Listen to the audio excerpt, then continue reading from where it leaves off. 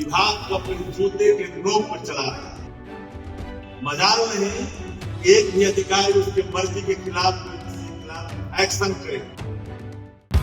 पंजाब सरकार की post matric scholarship योजना 245 करोड़ रुपए आवंटित ताकि अनुसूचित जाति के विद्यार्थियों को मिले उच्च शिक्षा।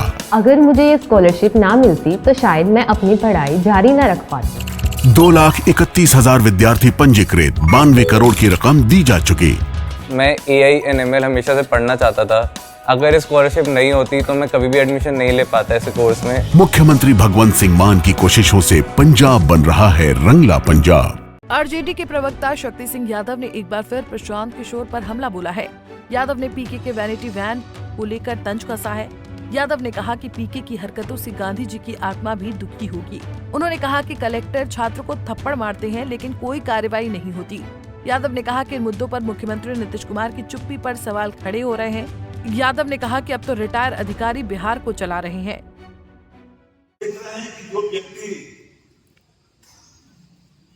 इतना बड़ा धैर्य लेके लग्जरियस चल रहा है, बिहार की राजनीति में बड़े बड़े नाम हुए, लेकिन कोई ऐसे नए नवेले 4 दिन का फरार को इस तरह के लग्जरियस वाहनों के साथ किसी को अपने धरने पर बैठते हुए आज तक नहीं देखा हो। गांधी जी हमारे राष्ट्रपिता महात्मा गांधी है, बापू है, उनकी आत्मा कितना दुखी हो।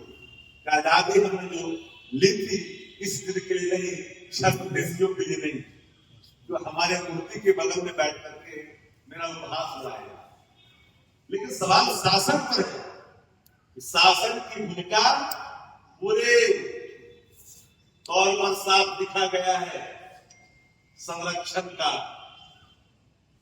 कलेक्टर थप्पड़ मारते हैं अभ्यर्थी को, लेकिन एक एसपी को एसपी गिरी दिखा देते हैं जिस पर कोई कुछ नहीं बोलता। हमने सुबह से देखा, तो हम आज इसलिए आप लोग को कहे कि आप देखिए पूरे प्रकरण में माननीय मुख्यमंत्री जी की चुप्पी। आपराधिक घटना पर तो कुछ नहीं बोले, 156 से अधिक घटनाएं आपराधिक बिहार में घट गई। निकलना मुश्किल हो गया है। शासक अचेत है, मुख्यमंत्री रिटायर्ड है और रिटायर्ड अधिकारी पुलिस विभाग को अपने जूते के नोक पर चला रहा है। मजाल नहीं, एक भी अधिकारी उसके मर्जी के खिलाफ किसी के खिलाफ एक्शन करे। यहां तो कार्यकर्ता बनाने की कोशिश की जा रही है अपना पदाधिकारियों, सत्ता प्रतिष्ठान का कार्यकर्ता बनाने की कोशिश की जा रही है पार्टी। लेकिन अभ्यर्थियों की मांग सुनने की बात नहीं, अभी पूरे अभ्यर्थी के सत्याग्रह। वहीं शक्ति सिंह यादव ने बीपीएससी की परीक्षा की सिटिंग जज से जांच कराने की मांग की है। यादव ने कहा कि आयोग द्वारा बिहार के चेहरों पर कालिक पोतने की कोशिश हो रही है। हमारे आज भी राजकोट महागठबंधन के हैं और हम उसको हर मंच पर ले जाएंगे और पूरे मामले की जांच सिटिंग जज के देख रेख में होनी चाहिए। बीपीएससी जो बिहार के माथे पे कालिक पोतने की कोशिश की है लगातार। बीपीएससी के अधिकारी क्या बोल रहे हैं, नहीं होगा, ये नहीं होगा। शुरू में कहा कुछ नहीं हुआ, फिर आपने उसको री किया। मांग क्या था? दलील देते हो कि आंगनबाड़ी का बेटा बन गया। अरे दलील देते हो, किस बात का दलील देते हो? जिस बात में आप जरा ध्यान देकर के देखो, दलील बंद तो दलील वाली कहानी नहीं है। ये कहानी बड़े पैमाने पर लेन देन का है। सीधा मैं चार्ज करता हूं सरकार को, संरक्षित बिना ये संभव नहीं है।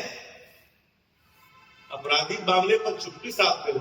मानो बिहार में तो सरकार है जी, सरकार ना कुछ चीज दिखती ही नहीं है। भारतीय जनता पार्टी ने पूरे। वहीं शक्ति सिंह यादव ने कहा कि बीपीएससी की पीटी की परीक्षा का फिर से री एग्जाम होना चाहिए। यादव ने कहा कि तेजस्वी यादव ने छात्रों के सत्याग्रह को नैतिक समर्थन दिया है। देश से लेकर के राज्य बल्कि अंतर्राष्ट्रीय प्लेटफॉर्मों पर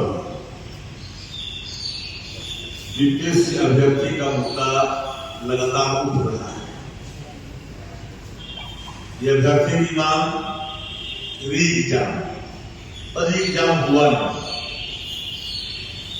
सत्याग्रह की शुरुआत हुई थी गर्दनीबाग से,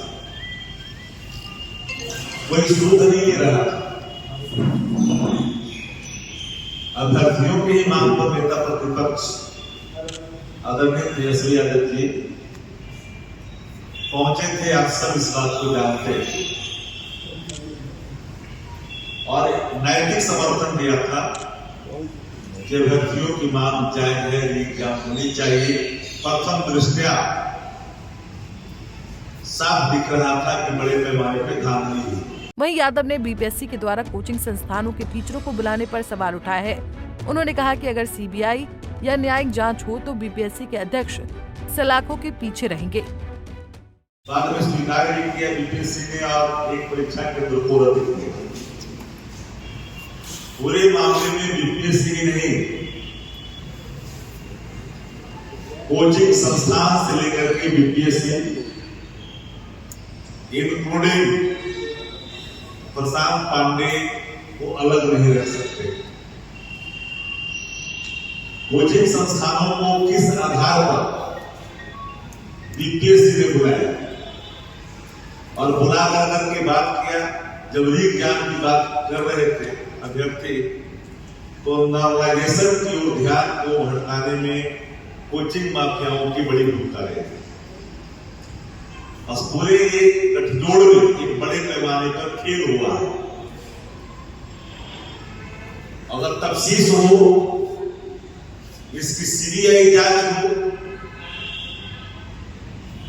जुडिशरी जांच हो, तो बीपीएससी के अध्यक्ष जेल के सलाखों में दिखे। जो लोग साक्ष्य पूछ रहे हैं, साक्ष्य जुटाना सरकार का दायित्व है। सरकार के लोग कहते हैं कि एविडेंस प्रस्तुत करें,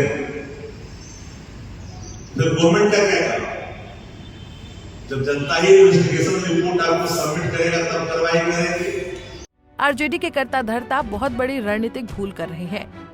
बार बार प्रशांत किशोर पर हमला करके शक्ति सिंह यादव बिना वजह उनका कद बढ़ा रहे हैं। अगर आरजेडी के बड़े नेता छात्रों के समर्थन में उतरकर सड़क पर विरोध प्रदर्शन करते तो पार्टी की साख बढ़ती। लेकिन बीपीएससी के मामले पर ऐसा लग रहा है कि आरजेडी मुख्य विपक्षी दल की भूमिका निभाने में असफल साबित हुई है। पंजाब केसरी टीवी के लिए पटना से संजीव कुमार की रिपोर्ट।